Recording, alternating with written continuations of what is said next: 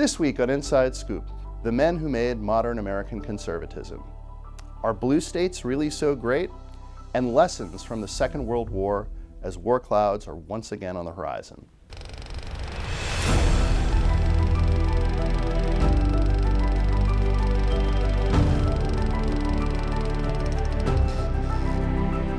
Welcome to Inside Scoop, where we talk about all the news that's fit to print in the Washington Examiner magazine. I'm Jim Antle, your host. And this week, a pair of new books looking at the inventors of modern American conservatism has been released and reviewed in our magazine. Before there was Fox News, before there was the Washington Examiner, before there were a large number of conservative columnists and conservative speakers on college campuses, there was William F. Buckley Jr. It seems to me that whoever said that was trying to be provocative. Whether he is naturally or affectedly stupid, I don't know. Buckley was known for his wit, his intellect, his ability to speak to hostile audiences. Mr. Buckley, I've noticed that whenever you appear on television, you're always seated. Does this mean you can't think on your feet? It's very hard to stand up carrying the weight of what I know. He wrote a syndicated column, edited a magazine, spoke all over the country at college campuses, debated all comers, especially on his PBS television show, Firing Line, and was one of the early adopters of the principles of the modern American conservative movement. But he also worked with many people behind the scenes at his magazine and at different conservative organizations that he helped to found. And one of the most important of them was Frank Meyer, whose philosophy has become the philosophy of the modern American right, sort of mixing economic and social conservatism, the importance of liberty and virtue. All of this arcane and esoteric, seemingly at least, stuff influenced American politics through the 1960s, 1970s, and culminating in the election of Ronald Reagan as president in 1980. I will not make age an issue of this campaign. I am not going to exploit, for political purposes, my opponent's youth and inexperience. Reagan went on in that re-election campaign to carry 49 states and come within fewer than one vote per precinct to sweeping all 50. Washington, D.C. still was a no-go. Reagan, Buckley, and Meyer still leave a lasting imprint on conservative politics today. Now Republicans control both houses of Congress and the White House, and President Donald Trump is seen as a figure shaking up the modern American conservative movement once again. If you're soft, weak, and pathetic, like so many people, I will fire you so fast. Buckley died in 2008. Reagan died in 2004. Now many people are questioning whether the things that dominated conservative politics in the 1980s remain as relevant today. Cold War is long gone. Stagflation as well, although perhaps it could return. And there are so many different new cultural issues, like immigration, that dominate conservative politics. Should things be different? How relevant is the example of Buckley? Buckley read out a lot of conspiracy theorists from the conservative movement.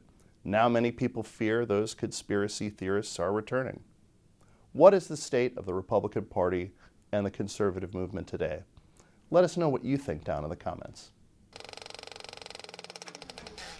This week, I'm joined by Washington Examiner commentary editor Conn Carroll. And Conn, you wrote the cover story in this week's issue of the magazine, looking at red state governance versus blue state governance, how blue cities are often poorly governed. You were inspired a bit by a chart that's regularly published by Brookings, the liberal think tank.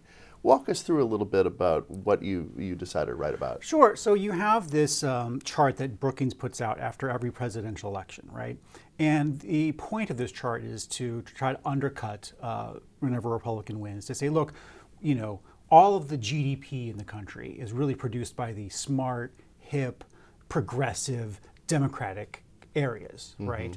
And it's the backwards, rural, red areas that have just won the election, and they're going to enforce their backward ways on us. Right. But when you look at the chart, what you notice is that all of the biggest counties, and it's done at the county level, are really just cities.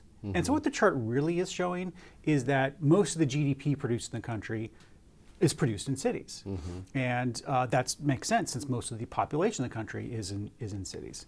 But when you step back and you look at if you were to do that same chart by state, you would see a very different story. Because then you would see big states like Texas and Florida and Utah all producing tons of GDP versus, California and New York and some higher power ones, but it would be much more even.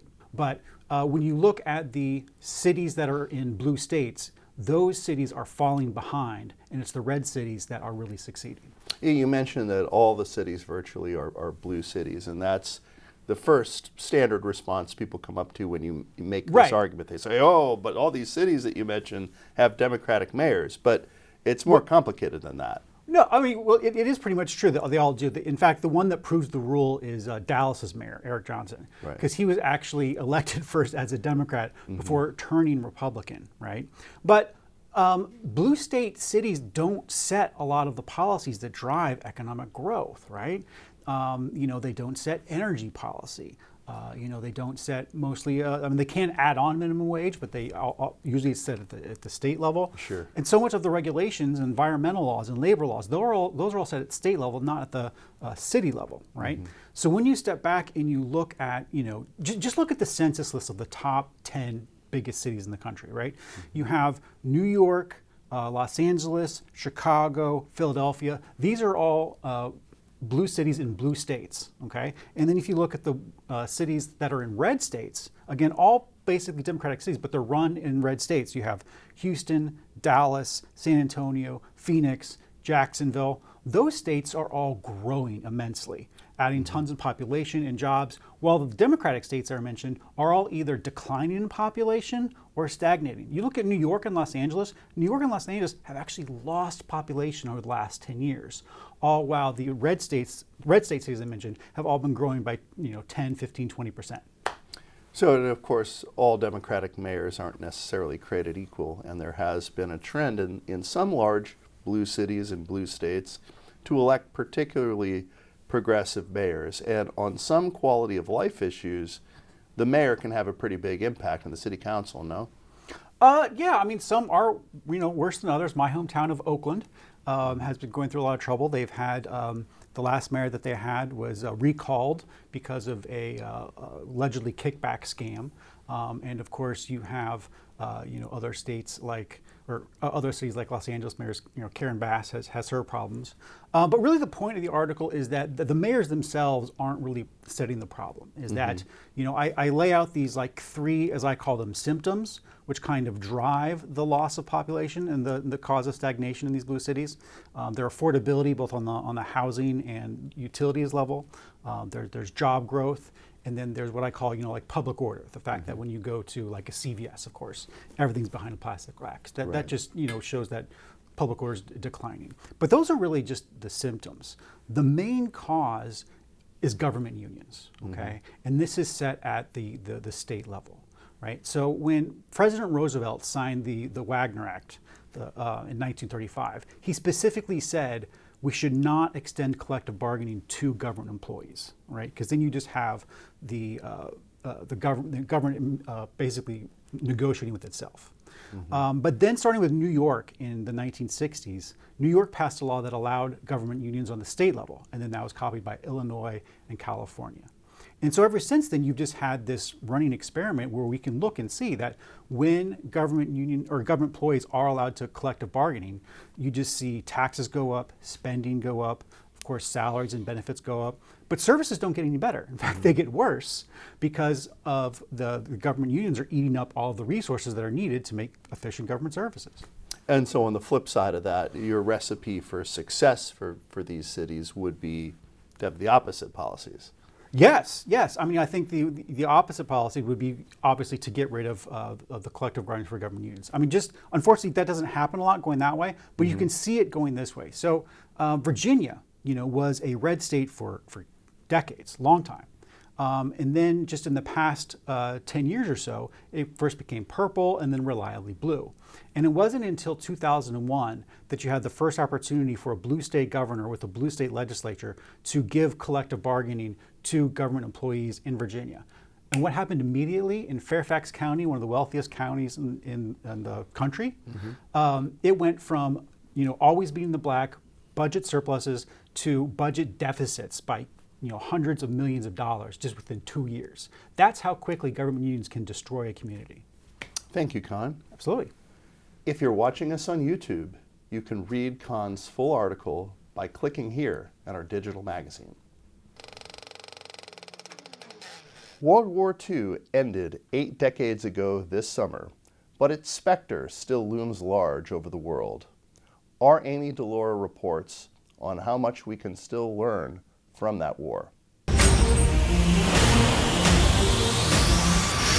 The Second World War ended empires, upended the global order, and changed the course of the 20th century. 80 years later, World War II is passing into memory. Many veterans are hitting 100, while most are long dead. Saving Private Ryan, Band of Brothers, and a host of other best-selling books, movies, and TV series are now the primary means of transmitting knowledge about what unfolded 8 decades ago. I wanted to fight with the best, sir.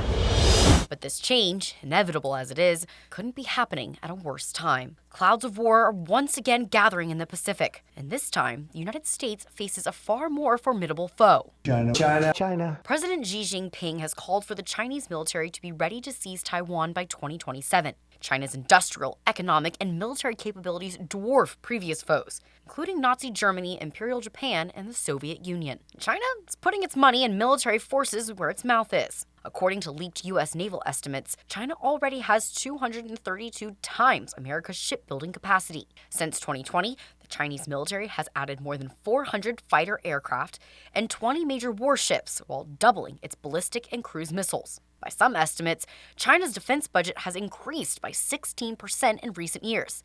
And that has taken place amid rising economic challenges, clearly signaling Xi's priorities. China is constructing underground hospitals and stockpiling key resources and shored up alliances with Russia, Iran, and North Korea. By contrast, the industrial base of the U.S. is now a shadow of its former self.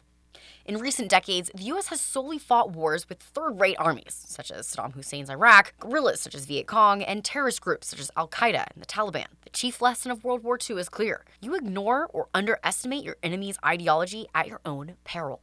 Adolf Hitler's decision to invade the Soviet Union on June 1941, and the decision of the European fascist powers to declare war on America after Japan attacked Pearl Harbor were disastrous. Hitler was sure he could win because he believed his enemies to be inferior. But for someone such as Hitler, it made perfect sense. America was to be pitied, not feared. Hitler's ideology convinced him that America's diversity made the country weak.